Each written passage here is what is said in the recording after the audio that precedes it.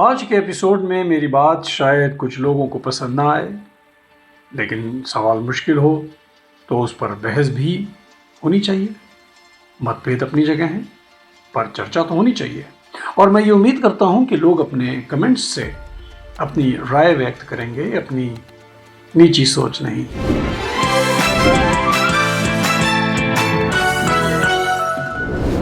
हमें बचपन से सिखाया गया कि मरने वाले का सम्मान किया जाता है, चाहे वो कैसा भी इंसान रहा हो। आखिर उसका हिसाब उसे इंसानों को नहीं बल्कि खुदा या ईश्वर को देना है। लेकिन कुछ ऐसे लोग भी होते हैं जिनकी जिंदगी इतनी विवादित होती है कि उनकी मौत के बाद भी बहस खत्म नहीं होती। लिंडसे ग्राहम उन्हीं नामों में से एक था। Because what did we do in World War II? Did we think 1 minute about starving the Germans? Did we bomb every city to smithereens? कुछ लोग उससे हाथ मिलाते थे उसकी ताकत और पद की वजह से, शायद सम्मान में, शायद किसी उम्मीद में। लेकिन दूसरी तरफ ऐसे भी लोग थे जो उसे दूर से देखकर ही रास्ता बदल लेते थे। उनके लिए वो एक ऐसा शख्स था जिसकी राजनीति ने दुनिया के कई हिस्सों में दर्द और तबाही की यादें छोड़ी। उसके आलोचकों का कहना है कि वॉशिंगटन में वो इजराइल का सबसे कट्टर समर्थक था। गजा युद्ध के दौरान उसके कुछ बयान पूरी दुनिया में बेहद विवादित रहे।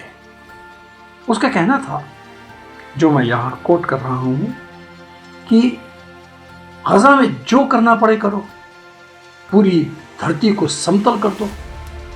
ये कहते हुए उसने द्वितीय विश्व युद्ध में बर्लिन और टोक्यो पर हुए विनाश का उदाहरण भी दिया था। उसने कहा, हिरोशिमा और नागासाकी पे एटॉमिक बम गिरा के हमने गलत नहीं किया, गजा में भी वही करो। And then they flattened Gaza. Just flatten it. We flattened Berlin. We flattened Tokyo. Were we wrong to drop an atomic bomb to end the Japanese reign of terror? Were we? So, my view, if I were Israel, I would have probably done it the same way. Lindsey Graham Gaza पे nuclear बम गिराने का पक्षधर था। उसने तो Trump को Iran पे भी न्यूक्लियर अटैक करने की सलाह दी थी। इस जंग को उसने इस्लाम और मुसलमानों के खिलाफ जंग का नाम दिया था। इन्हीं बयानों की वजह से उसके विरोधियों ने उस पर यह आरोप लगाया कि उसने ऐसी सैन्य कार्रवाई का समर्थन किया जिसमें आम नागरिकों की जिंदगी की कोई कीमत नहीं रह जाती। ईरान के खिलाफ भी उसके सख्त रुख और बयान लगातार चर्चा में रहे। यही वजह है कि उसकी मौत के बाद दुनिया के बहुत थोड़े हिस्सों में शोक के साथ साथ अधिक हिस्सों में और तीखी आलोचना देखने को मिली। इतिहास में उसका नाम उसी घृणा से लिया जाएगा जैसा कि हिटलर का लिया जाता है। लेकिन इस कहानी का दूसरा पहलू भी है। मेरा मानना है कि किसी इंसान की असली विरासत उसके शब्दों से नहीं बल्कि उन शब्दों के असर से तय होती है। अगर आपकी राजनीति लोगों के दिलों में नफरत, डर और तबाही की याद छोड़ जाए तो इतिहास आपका फैसला बहुत सख्ती से करता है। ऐसे लोगों की मौत पे लोग रेस्ट इन पीस नहीं कहते बल्कि रॉट इन हेल कहते हैं, यानी जहन्नुम में जलो, जहन्नुम में मरो, जहन्नुम में सड़ो। व्यक्तिगत तौर पे मुझे डिप्लोमेसी से कुछ भी लेना देना नहीं है। बात तीखी है पर लोगों को उसकी असलियत का पता होना चाहिए। दूसरे विश्व युद्ध को याद कीजिए।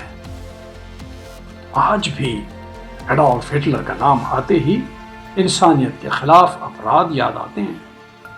कैसे नहीं आएंगे? इजराइल ने उसे दुनिया के जहनों में ठूस देने में कोई कसर नहीं छोड़ी। इतिहास ने उसे सम्मान से नहीं बल्कि चेतावनी के रूप में याद रखा है। इतिहास ये भी सिखाता है कि युद्धों और राजनीतिक संघर्षों में मौतों के आंकड़ों पर अक्सर विवाद होता है। जैसे कि ज़ायोनी ताकत में हॉलोकॉस्ट में मरने वालों की संख्या लगभग 1 मिलियन से बढ़ा के 6 मिलियन बता दी। यही हरकत हम ईरान में उनकी सरकार की तरफ से प्रदर्शनकारियों पे हुए दमन में 2000 की संख्या को बढ़ा के पहले 30,000 और फिर 40,000 तक पहुंचा देने में देखते हैं। ये ईरान का अपना अंदरूनी मामला था। क्या यही चीज हम अमेरिका या इजराइल या फिर अपने देश में नहीं देखते? क्या ये मुल्क किसी बाहरी मुल्क का हस्तक्षेप बर्दाश्त करेंगे? नहीं करेंगे। अलग अलग पक्ष अलग अलग दावे करते हैं, लेकिन एक बात पर शायद पूरी दुनिया सहमत है। बेगुनाह इंसानों की हत्या, चाहे संख्या कितनी भी हो, कभी सही नहीं ठहराई जा सकती। इसी तरह हर देश में सत्ता और विरोध के बीच संघर्ष की अपनी कहानी होती है। सरकारें अक्सर राष्ट्रीय सुरक्षा का हवाला देती हैं, जबकि उनके आलोचक मानवाधिकारों की बात करते हैं। सच तक पहुंचना हमेशा आसान नहीं होता। आज कुछ लोग ये कह रहे हैं कि लिंडसे ग्रैहम की आलोचना बंद होनी चाहिए, लेकिन सवाल ये है कि क्या उससे भी पहले गजा और लेबनान में हो रही हिंसा, आम नागरिकों की मौतें और इंसानी त्रासदी को नहीं रुकना चाहिए? अगर दुनिया सचमुच शांति चाहती है तो सबसे पहले खून खराबा रुकना चाहिए। आखिर में मैं सिर्फ इतना कहूँगा, हर नेता को ये याद रखना चाहिए कि सत्ता हमेशा नहीं रहती, लेकिन उसके फैसले, उसके शब्द और उन शब्दों के नतीजे इतिहास में हमेशा दर्ज रहते हैं। और इतिहास किसी के पद या ताकत को नहीं देखता, वो सिर्फ ये देखता है कि आपने इंसानियत के साथ क्या किया। यही आपकी असली विरासत होती है। नमस्कार।